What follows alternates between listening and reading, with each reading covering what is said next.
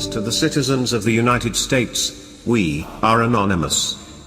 The time is now, Mr. President, to get your administration under control, and to move on the key issues that got you elected.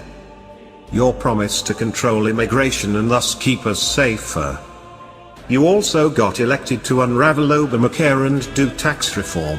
You got elected to be sure we don't have a Manchester London anywhere in America.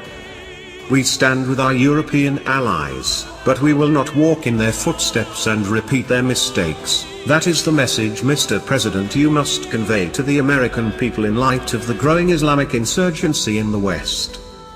Like the story of the frog in gradually boiling water, we become acclimated to the most potent and dangerous absurdities foisted upon us by the political elite. No other generation of Western leaders would have allowed the Islamic insurgency to fester within their own countries for this long and still remain willfully blind to the existential threat within their midst.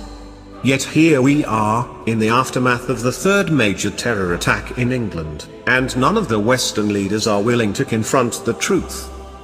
President Trump has come the closest to telling the truth. But unless he shows leadership beyond Twitter and hires staff and appoints cabinet members who share his values, the discernible policy outcomes of this administration will remain materially the same. It's time we recognize that the problem confronting Europe, one that is also rapidly growing in America, is not terrorism. It's not Islamic terrorism, either. Terrorism is a tactic and the violent outcome of the problem.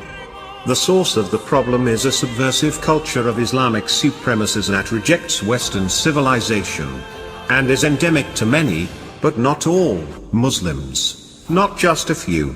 It is from this root that the deadly tactic of Islamic terror is cultivated. But if we tolerate the intolerant supremacist mindset and continue our suicidal immigration policies, we are merely chasing our tail, combating the ubiquitous and unstoppable terror that flows from cultivating this culture on our soil. This problem didn't begin with ISIS, it's been festering for several decades.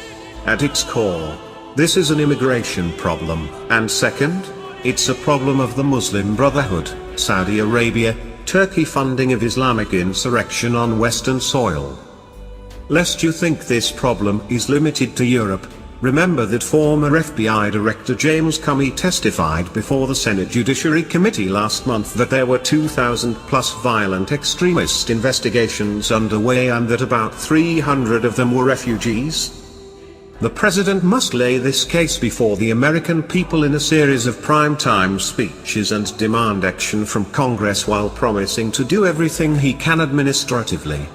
He must follow up on his campaign promises not to focus on nation building overseas, but on the homeland security problems right on our shores. Finally, what we need from the President is leadership. Sending out a few tweets is not enough. He needs to be consistent, relentless, and specific and see his policies all the way through. He must get his entire administration on the same page and fire those who are unwilling to go along with his agenda. His united team should then demand of congressional Republicans very specific legislation along the lines of the aforementioned principles. Then the President must sell them to the American people in a series of televised addresses. You will be hearing more from me going forward on the specific legislation needed to scrap or reform the U.S. refugee admissions program. But, I tell you that the Republican leadership in Congress will not lead on this, and will have to be dragged kicking and screaming to lift a finger to reform. Rewrite the Refugee Act of 1980.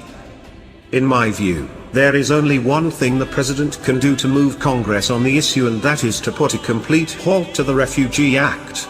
He must set the refugee admissions level at 0, and leave it there until reform measures are passed by Congress.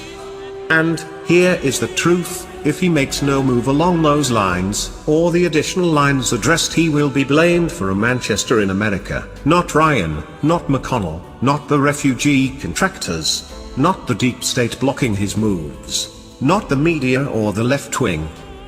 If he visibly fights now and makes it clear who exactly is working to undermine our safety and our cultural identity, should, God forbid, a terrorist attack happen, the citizens of America will know he was trying to protect us.